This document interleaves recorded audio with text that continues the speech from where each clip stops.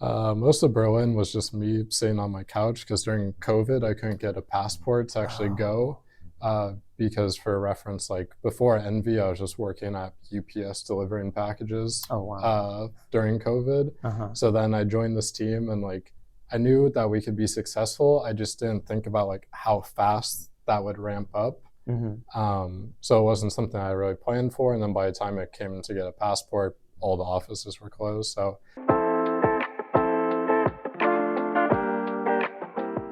Hi everyone, welcome to 1v1. I'm joined today by Mike's following NRG's victory over Furia here in stage one of VCT Americas. So Mike's, your first win with the team here, how's it feel? really good, obviously, to get a win on the board after the first week not really going our way. And I think obviously first map was a little rough for us, but I think winning the last two maps in the fashion we did showed us a lot about our team. Hmm. Why do you think that first map was so rough? I mean, you guys, it was your map pick, it was Lotus. Why do you think that Furia kind of got the jump on you guys there? Yeah, so I think at least starting on our defense, there's a few things that they did a good job actually of countering from our last week because we both played Lotus. They played against U2 and we played against C9. So Hmm. we were both able to look at each other's footage. So I think starting on our defense, we started off kind of slow. Maybe we weren't on the same page necessarily as a team as a whole, but I think that's something that we kind of cleaned up after those first 6 rounds. Hmm. Okay, makes sense. Um, so this was only your second game with this team. You joined them just ahead of stage one after kickoff. So I was curious, how it came about that you ended up joining NRG. Yeah, so obviously they made a coaching change and a roster change, and they were a team that I talked to originally in the off season. I don't know. I think they talked to like Bonker, Potter, and myself. I don't really know who the other interviews were, but Mm-hmm. we talked during the off season. They went a different direction, so I just kind of did my own thing for off season and kickoff, and then they made a change and they reached out and asked if I was interested. So it's Mm-hmm. about as far as that went. Mm-hmm. Okay, interesting.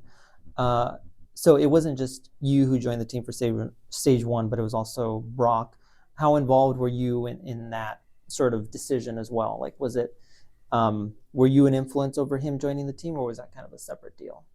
I think they kind of had in their minds that they wanted him. I think they asked me like for my opinions on like what players were out there, what I thought of different players that they had on their list. Mm-hmm. But obviously Brock having playing experience with Adam or Mata Mm-hmm. was really good, just Right. because they have that chemistry. They know how each other think. So I think that's really nice when you can have people like integrate pretty seamlessly. For sure. Yeah.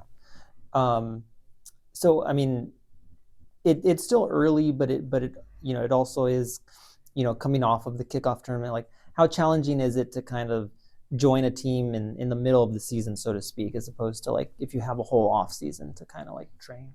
Yeah, it's definitely kind of rough.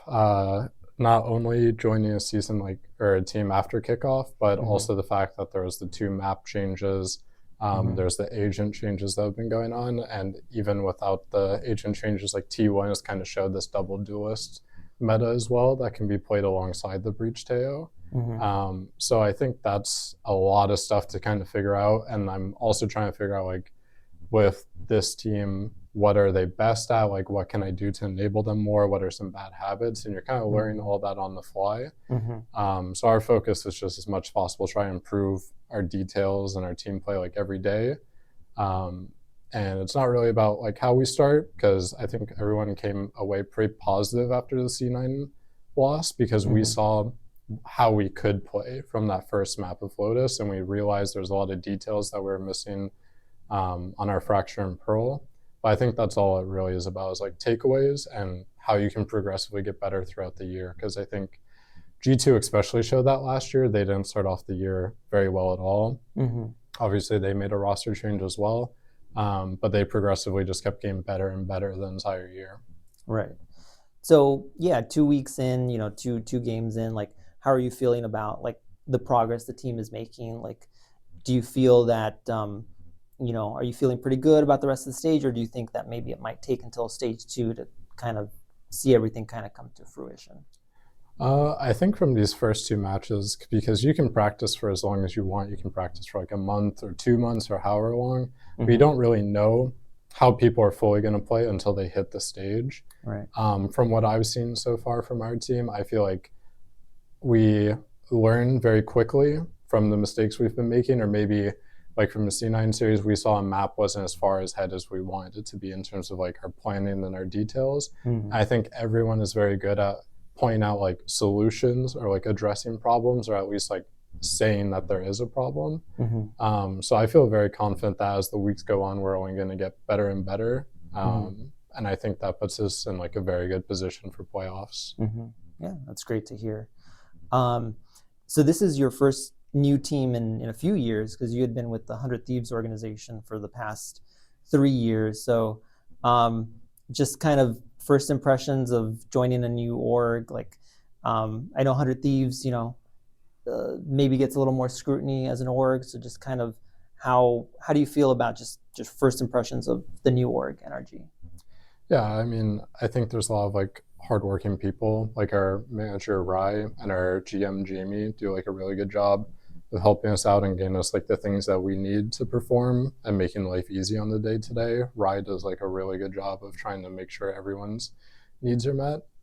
It was definitely like, I didn't think it'd be weird going into it, but I didn't really think about the fact like being on 100 Thieves for like 2.5 to 3 years, you get very used to like the environment, like all the coworkers you're friends with, stuff like that. So I think that's probably been the biggest adjustment, is going from this company where it's like I'm friends with so many people to kind of like restarting over. But overall, the org's been like really good at helping us out with like all the stuff we need.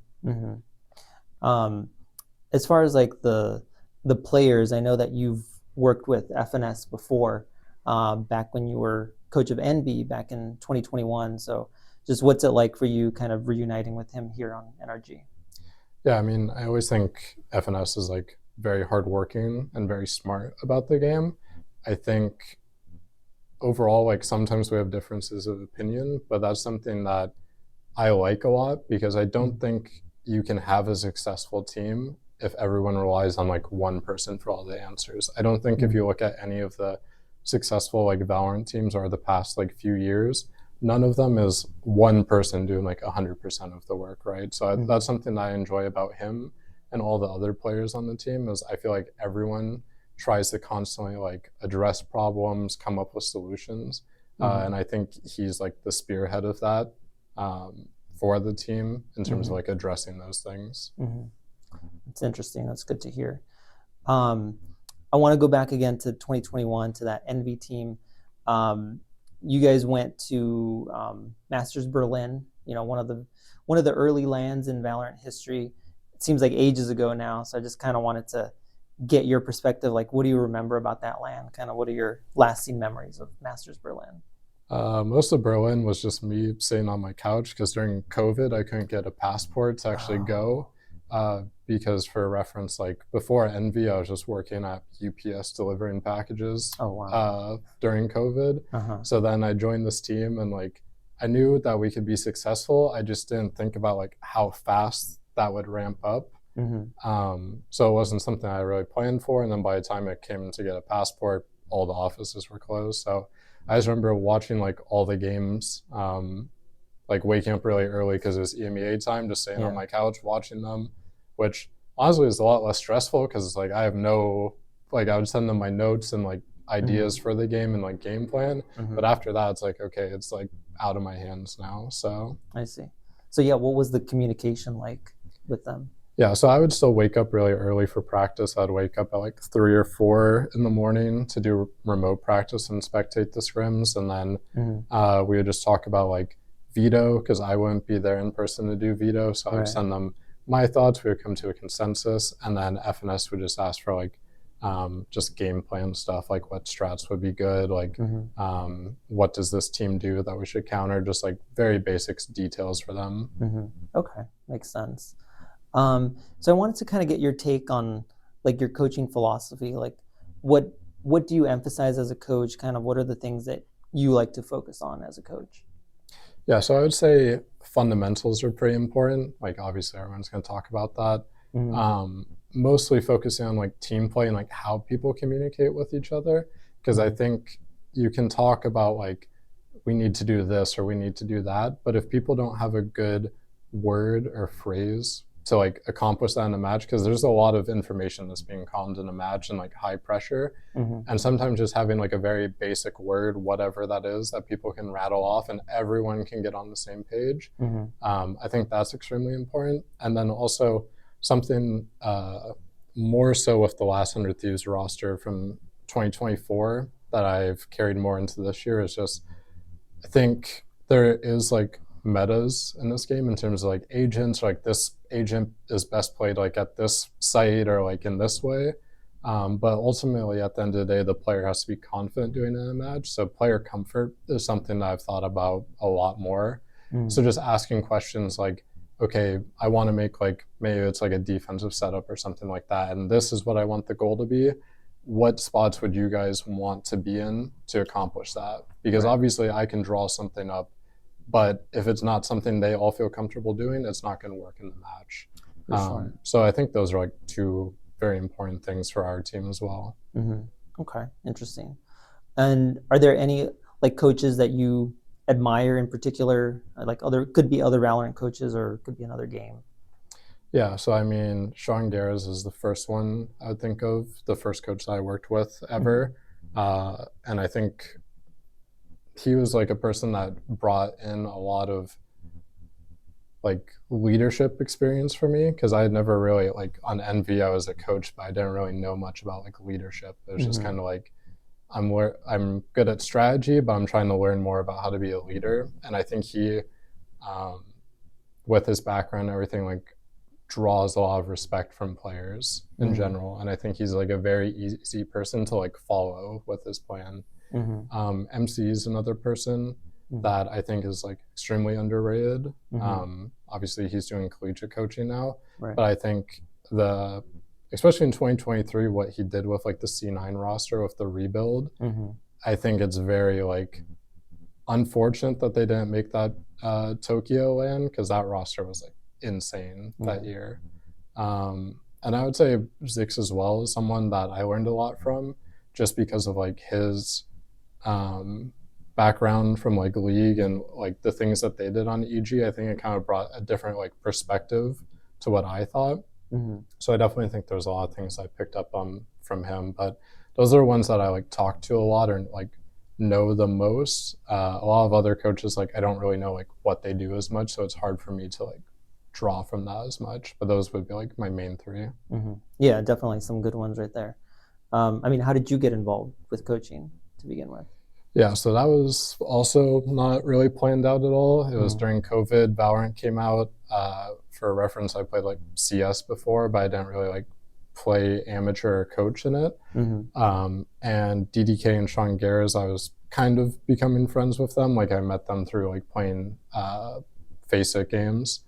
And they wanted to do a Valorant podcast when it first came out. So that's what we did together, which is how I made a lot of like the connections with players and coaches at the time at the start of the game. So that's kind of how I met a lot of people in the scene and was able to get some opportunities pretty quickly overall. Okay, yeah, makes sense. I guess just to like end this interview, I just had a couple other questions. I wanted to learn a little bit more about you. I was kind of snooping on your social media a little bit, found out that you're from Iowa. So I was curious, like, how does somebody from Iowa kind of get involved in esports? I mean, just random luck, I think. I mean, the only other person that I know of that went pro at a high level is like Scoodoodle, is also from Iowa. Okay. But I know, at least from what people have told me, there's a lot more like esports opportunities in like high schools and colleges now, at least with teams. Yeah. So I think that's something that younger kids can definitely look into, whether it's something maybe they don't even want to pursue it competitively, but I think it's just like an interesting avenue to try out like a different form of like sport or hobby if you're into competing. Definitely. And then, I mean, besides Valorant, like, what do you like to do when you're not playing or coaching Valorant? The issue is probably it's like 6.5 days of the week at least of coaching, but I like doing stuff with my girlfriend Kelly. We usually try to I have one off day usually per week, which is kind of like half an off day because I have to prep stuff for practice next day. But we try to go out and we just like doing basic stuff together and spending time. So whether it's like getting groceries or like going to a movie, getting dinner, whatever, clean the house. Try to golf sometimes, but again, during in season, it's like very hard. So, but yeah, those would be like my two main things. Okay, cool. So yeah, I mean, that's all the questions I have for you. Is there anything else you'd like to add? Any message for the fans? Just thank everyone for their support. I know first match was a little bit rough for the expectations people had, but I definitely think week by week you're going to see the level that we can get to, which I think there's nothing really stopping us from getting to a Masters besides ourselves. Cool. Well, thank you so much for that. Thank you for this interview, and good luck the rest of the season. Thank you.